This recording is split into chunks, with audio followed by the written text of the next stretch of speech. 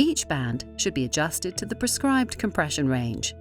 Use the provided card to identify the applied compression level. Make sure to use the edge of the card, which represents the ankle circumference. The distance between the lines on the band is equal to the compression pressure on the scale of the card. In this case, the patient requires 30 to 40 millimeters of mercury.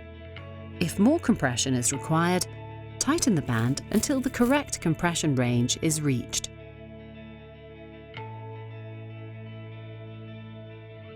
If less compression is required, loosen the band completely and retighten it with less tension.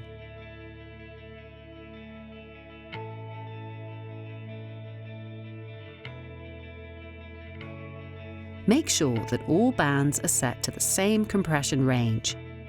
For an effective therapy, you or your patient should readjust the compression throughout the day.